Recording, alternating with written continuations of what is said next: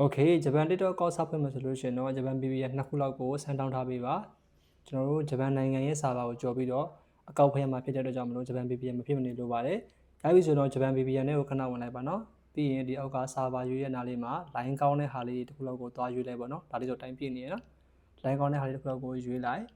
ရွေးပြီးလို့ရှိရင်ဒီမှာ connect တော့ခဏဆောင်ပေးပါနော်သူ connect ပြပြီဆိုလို့ရှိရင်တော့ဒါချိတ်သွားပြီ BBA နဲ့ဒီမှာပေါ်နေပြီပေါ့နော်ဒါဆိုရင်တော့တစ်ချက်ထွက်လို့ရပြီ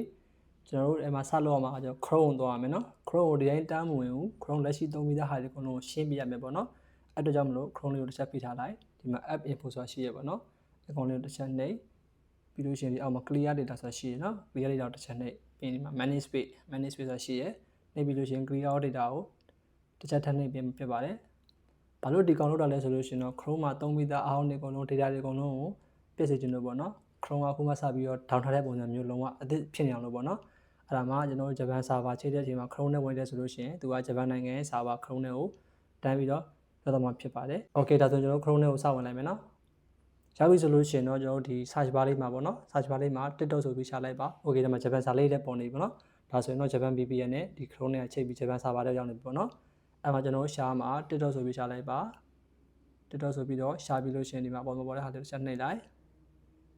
ဒါမျိုးလေးပေါ်လာမယ်ပေါ့နော်ဒါဂျပန်စာတွေဖြစ်နေနေမယ်အဲ့မှာကိုက language ဘာညာပြောင်းနေတယ်ဆိုတချို့ဟာတွေဆိုလို့ရှိရင်တစ်ခါလေးပြောင်းပေးတယ်နော်မပြောင်းသေးဘူးဆိုလို့ရှိရင်ဒီဘက်ချမ်းမှာရှိတယ်ဒီမှာအချောင်း၃ချောင်းကိုတွားနှိပ်လိုက်ပြီးလို့ရှိရင်ဒီလိုအကွက်လေးပေါ်လာပြီဆိုလို့ရှိရင်ဒီမှာ language ဆိုတာရှိရယ်နော်ဒီမှာကဘာလုံးလေးဗျာကဘာလုံးလေးရှိတယ်အကောင်လေးကိုတစ်ချက်တွားနှိပ်လိုက်အဲ့မှာဒီမှာ JA ဆိုတာလေးကိုတစ်ချက်နှိပ်ပြီးတော့ English ဆိုတာလေးကိုပြောင်းပေး English LIS English နော်ပြောင်းပေးလိုက်ဒါဆိုလို့ရှိရင်တော့ဒီအောက်က okay ပေါ့ဂျပန်စာလေးထားဆိုကိုလည်းမသိဘူး okay နှိပ်လိုက်ဒါဆိုရင် English စာပြောင်းသွားလိမ့်မယ်နော်ပြီးရင်ဘတ်တစ်ချက်ပြန်ထွက်လိုက်အဲဒါဆိုခုနနေရပဲနော်ဂျပန်စာလေးပြောင်းသွားပြီဒါပေမဲ့ဂျပန်စာပါပဲနော် Okay အဲ့ချိန်မှာကျွန်တော် TikTok ကိုမနှိပ်ဘဲနဲ့ကျွန်တော်တို့နှိပ်ရမယ့်ဟာဒီမှာနော် TikTok login or sign get နှစ်ခုအစီအပြန်နှိပ်လို့ရပါတယ်ကျွန်တော်ကတော့ဒီမှာ login လေးနဲ့ခဏပြလိုက်မယ်နော်အပေါ်ကိုသွားမနှိပ်ဘူး TikTok ကိုနှိပ်တယ်ဆိုလို့ရှိရင်ကိုဒီဖုန်းထဲမှာရှိတဲ့ TikTok software တွေကိုတစ်ခါလေးတန်းဝင်သွားပြီးတော့လက်ရှိသုံးနေတဲ့ account တွေပိုင်းနဲ့ညှိပြီးရှုပ်တယ်ဗျာနော်ဟိုကဒီ browser မှာပဲဖွင့်မှာဖြစ်တဲ့အတွက်ကြောင့်မလို့ login ဆိုတာလေးကိုတစ်ချက်တောင်းနှိပ်လိုက်မယ်ဒါဆိုရင်တော့ဒီကိုမှရှိတဲ့ Gmail account တစ်ခုနဲ့စပြီးတော့ချိန်ရမယ်အစီအရင်ပြပေါ့နော်အဲ့မှာကိုကအကောင့်အသစ်နဲ့ချိန်မှဖြစ်တဲ့အတွက်ကြောင့်မလို့ဒီအောက်မှာရှိတဲ့ sign in ဆိုတာလေးကိုတစ်ချက်နှိပ်ပြရမှာပေါ့နော်ဒီ login နဲ့တန်းမလို့နော် login ဆိုတာကိုမှအကောင့်ရှိပြီးသားကိုဝင်တာကိုကအကောင့်အသစ်ပုံမှန်ဖြစ်တဲ့ကြောင့်မလို့ sign in ဆိုတာလေးကိုတစ်ချက်သွားနှိပ်လိုက်ဒါဆိုလို့ရှိရင်တော့ sign in ပေါ့နော်ဒါဆိုရင်တော့အကောင့်အသစ်စဖွင့်တဲ့အဆင့်ရောက်ပြီအဲ့မှာကိုမှရှိတဲ့ Gmail account တစ်ခုနဲ့ချိန်မယ်အဲ့ဒါကြောင့်မလို့ continue with Google ဆိုတာလေးကိုတစ်ချက်သွားနှိပ်ပြရမှာဖြစ်ပါတယ်အဲ့မှာကိုဖွင့်ကျင်တဲ့ Gmail account တစ်ခုနဲ့သွားပြီးတော့ရွေးမှာဖြစ်ပါတယ်ဒါမျိုးလေးပေါ်လာမှာပေါ့နော်အဲ့မှာကိုဖွင့်ကျင်တဲ့ Gmail account တစ်ခုနဲ့သွားပြီးတော့တစ်ချက်ချိန်လိုက်ပါဒါဆိုရင်သူကစကန်ဖတ်နေနေမယ်ပေါ့နော်အဲဒါမျိုးလေးပေါ်လာပြီဆိုလို့ရှိရင်တော့ဒီမှာ continue ဆိုတာလေးကိုတစ်ချက်နှိပ်ပေးလိုက်ဒီ Gmail ဆိုတာမှန်လားစစ်မှန်ပြီဆိုလို့ရှိရင် continue တစ်ချက်နှိပ်ပေးလိုက်ပေါ့နော်အဲဒါမျိုးဆိုရင်တော့ခါကျရင် error ပြပါတယ်နော် error ပြတယ် error ပြဆိုတာသူကဂျပန်ကောက်ဖွင့်လို့ရှိရင်ခါကျရင်အဲ့လိုဖြစ်တယ်ခါကျရင်လည်းတန်းရတယ်ပေါ့နော်ဘာမှစိတ်မပူနဲ့အဲ့လိုဖြစ်တယ်ဆိုလို့ရှိရင်တော့ကျွန်တော်ဒီမှာ bug ထွက်လိုက်နော် bug တစ်ချက်ထွက်လိုက်ဒီတစ်ဆင့်ပေါ့နော်နောက်တစ်ချက်ထွက်လာအောင်အဲနှစ်ဆင့်ပေါ့နောက်တစ်ချက်ထွက်လာအောင်နောက်တစ်ချက်ထွက်လာအောင်ပေါ့နော်အဲဒီအဆင့်ပေါ့ sign ကအဆင့်ကိုပြန်သွားပြီဟိုးအရှိကိုပြန်သွားလာပေါ့နော်ပြန်သွားတယ်ဆိုလို့ရှိရင် continue with Google ဆိုတာလေးကိုတစ်ချက်ပြန်နှိပ်ပြီးရင်ကိုမှရှိတဲ့ TikTok account နဲ့ပြန်ရွေးနော်အဲဒါဆိုလို့ရှိရင်တော့ပြသွားပြီလားဒီကောင်က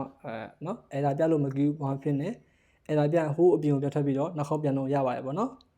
်ဒီမှာဒီကောင်ကို birthday လေးလိုက်ရွေးပြီးပေါ့နော်ကိုအစင်ပြာလေးလိုက်ရွေးပြီးအသက်ကိုတော့16နှစ်ပြည့်အောင်ရွေးပြီးပေါ့နော်အသက်16နှစ်ပြည့်အောင်မရွေးလို့ရှိရင်တော့သူက message တွေပို့လို့မရရပါဖြစ်တတ်တယ်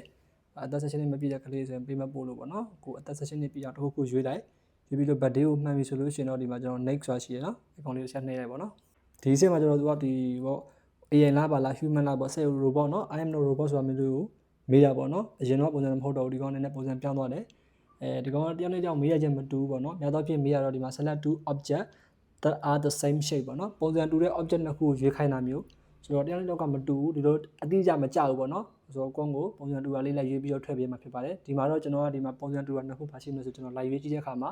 ဒီမှာ M ပုံစံလေးနှစ်ခုပေါ့เนาะဒီမှာတစ်ခုဒီမှာတစ်ခုနှစ်ခုတူနေတယ်เนาะအဲ့နှစ်ခုရွေးပြီးတော့ confirm လိုက်ပါတယောက်နဲ့တယောက်ကြားခြင်းမတူပါဘူးပေါ့နော်ဒါလေးကိုတစ်ချက်အသေးစိတ်လေးဖြည်းချင်းစိတ်အေးနဲ့ရွေးပေးပါနော်ဒါဆိုရင်တော့နောက်တစ်ဆင့်ဖြစ်သွားပြီဒီကောင်ကတော့ကိုယ့်ရဲ့ user name ထည့်ပြီးလို့ရှင်တော့အောက်ပွင့်ပြီပေါ့နော် user name ကတော့ကိုယ်အစဉ်ပြလေးကိုထည့်ဒီကောင်ကတစ်ပတ်ကိုတစ်ခေါက်ပြောင်းလို့ရတယ်ပေါ့နော်တစ်ခေါက်ပြောင်းလို့ရတဲ့အကြောင်းမလို့ပါထည့်ရတယ်ကိုလက်ရှိမှာသုံးလို့အစဉ်ပြလေးတစ်ခုလောက်ခဏနမူနာထည့်ရရပါတယ်ပေါ့နော်ဒါပြီနော်ကိုအစဉ်ပြရဲ့ user name တစ်ခုလောက်ကိုထည့်လိုက် နေတယ်ဆိုလို့ရှိရင်ပြောင်းထည့်နံပါတ်တွေပြောင်းထည့်တစ်ခါကြက်လို့ရှိရင်တချို့ကဒီမှာမရဘူးအော်ရဲပြီးရှိရပေါ့နော်သူကကိုယ်နဲ့နာမည်တူရှိရဆိုရင်မရဘူးအဲ့အတွက်ကြောင့်မလို့နာမည်တူရှိရဆိုရင်နံပါတ်တွေပဲဖြောက်နောက်ကနေရှောက်ထည့်ပြီး1 2 3 4 5 6တစ်ခုထည့်နော်ပြောင်းထည့်လို့ရှိရင်တစ်ခုမှတစ်ခုနဲ့ထည့်ပေးပါအဲ့ဒါဆိုရပါတယ်ပြီးလို့ရှိရင်တော့နောက်ဆုံးတစ်ဆင့်မှာကျွန်တော် sign ဆိုတာလေးကိုကြားနေလိုက်မယ်ဒါဆိုရင်တော့အကောင့်ပွင့်သွားပြီဖြစ်ပါတယ်နော်အကောင့်ပွင့်သွားပြီဆိုလို့ရှိရင်သူကကိုယ် software တွေဝင်မလားဆိုပြီးလာမေးတဲ့အကွက်ရှိတယ်ဒါမျိုးလေးလာမေးတယ်အဲ့ကြလို့ရှိရင်ဒီမှာ Danny ဆိုတာလေးကိုတစ်ချက်နှိပ်ပေးရမယ်နော်တစ်ခါကြလို့ရှိရင်ဘေးကိုနှိပ်လိုက်ရပါတယ်နော်ဒါမျိုးလေးဆိုလို့ရှိရင်အကောင့်ပွင့်မလားမေးတယ်နော်ဒီမှာ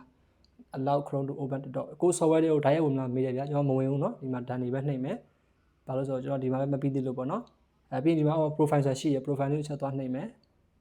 ဒါကို chrome မှာပဲရှိသေးတယ်နော်ကိုအကောင့်ကိုသူကခဏခဏမေးတယ်နော်မေးတိုင်းဒီ Danny ပဲနှိပ်ပါ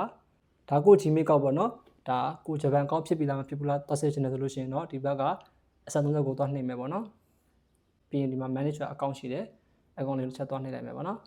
ဒါဆိုလို့ရှိရင်ဒီမှာ region Japan ဖြစ်သွားပြီနော်ဂျပန်ဆိုလို့ရှိရင်ဒါဂျပန်အကောင့်ရပြီဖြစ်ပါတယ်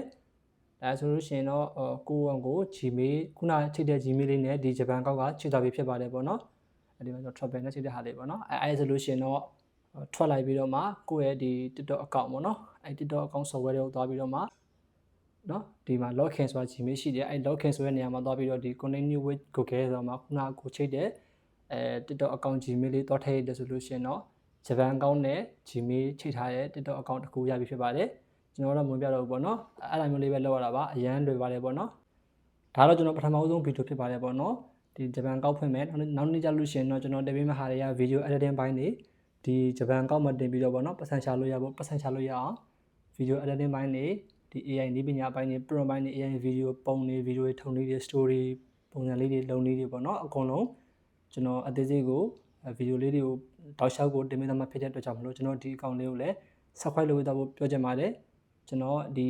Telegram group လေးရှိပါတယ်ပေါ့နော်အဲ့မှာလည်းသင်ခန်းစာတွေတင်ပေးမှာဖြစ်တဲ့အတွက်ကြောင့်မလို့အကောင့်လေးကိုလာ join လို့ရပါတယ် free ပါပဲပေါ့နော်ဒီ video လေးကခင်ဗျားတို့အကျိုးတစ်စုံတစ်ရာရှိမယ်ဆိုလို့ရှိရင်တော့အောက်က comment ထဲမှာ yes လို့ရေးခဲ့ပေးလို့ရပါတယ်အားလုံးပဲကျေးဇူးတင်ပါတယ်ပေါ့နော်